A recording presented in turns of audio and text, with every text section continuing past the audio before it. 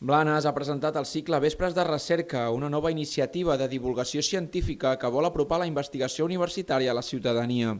El projecte està impulsat pel primer casino de Blanes i la Universitat de Girona, amb la col·laboració de l'Ajuntament. La iniciativa neix amb l'objectiu de donar visibilitat al treball dels investigadors i investigadores, però també de despertar vocacions científiques entre els joves. La presentació es va fer a la sala de plens Maria Dolors Oms i va comptar amb la participació de representants municipals de la Universitat de Girona i del primer casino. Bé, doncs el primer casino de Blanes ha estat sempre molt compromès amb el tema cultural i llavors sempre estem oberts a recolzar iniciatives o a propiciar-les nosaltres. En aquest cas ha sigut el casino el que ha contactat amb la Universitat de Girona per fer aquesta iniciativa i sembla que tot ha lligat i llavors ens estem en sortint molt bé. Correcte, la nova adquisició que és el Guillem Marcos Oms, que ha sigut per nosaltres un impuls de joventut i de cultura i ens està ajudant molt a obrir-nos més amb aquestes iniciatives culturals i de tot tipus. La veritat és que ha sigut una gran... Està fa poquets mesos, però ha sigut fantàstica, la veritat, la incorporació. Molt positiva, no? L'espai al casino sempre ha sigut un espai de trobada, de divulgació, de conversa, i aquí ho refermen, no? Encara més. La Rosina, recordo, quan em va venir a veure i es va presentar com a presidenta del casino, em va dir això, no? Que volia obrir el casino a tothom, no? Que sortís del que comúment era, i jo crec que amb aquesta activitat tan innovadora, que és pionera a l'estat espanyol, ho està demostrant, ho està aconseguint.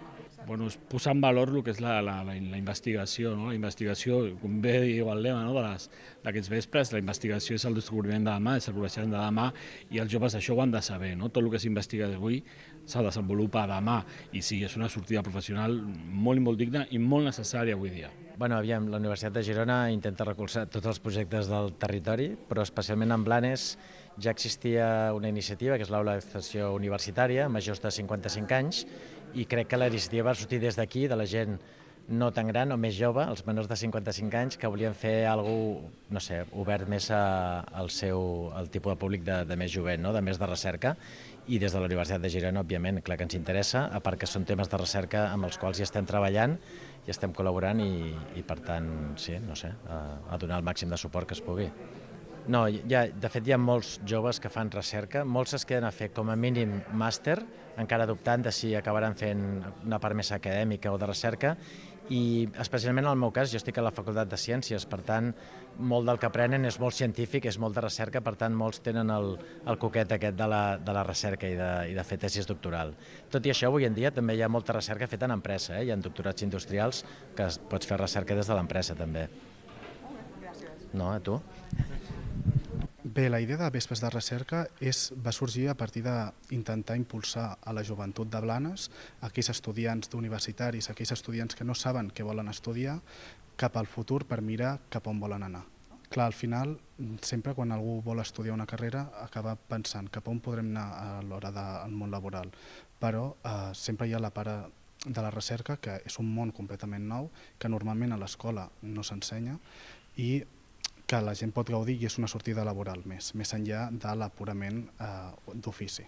Exacte, hem signat un conveni amb la Universitat de Girona que ens proporcionarà als doctorants i les doctorandes que vindran aquí, perquè el que volem realment és impulsar els joves talents del nostre territori, no només de la gent de Blanes, sinó també de tota la província de Girona. Bé, això no ho tenim acabat de definit, volem veure també com va avançant, com reacciona la gent, com reacciona també la mateixa Universitat de Girona, però segur que totes les xerrades que vindran seran completament un èxit.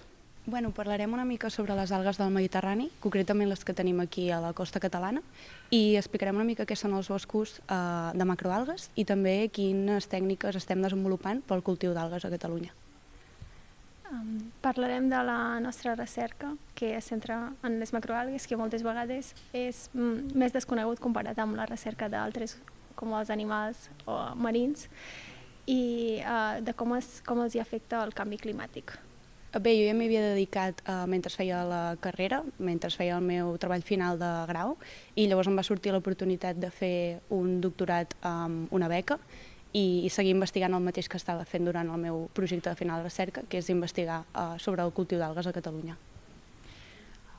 Jo també durant la carrera m'havia implicat en recerca i ja vaig veure que m'agradava si tenia curiositat per veure què és el que estava passant i m'agradava investigar sobre un tema en concret, com per exemple, sobretot el mar i les algues que són més desconegudes. La primera sessió del cicle va anar a càrrec de les investigadores Lídia Pérez Moreno i Lorena Cristina Cojoc, del CEAP-CSI, que van parlar sobre els boscos marins del Mediterrani i el cultiu d'algues.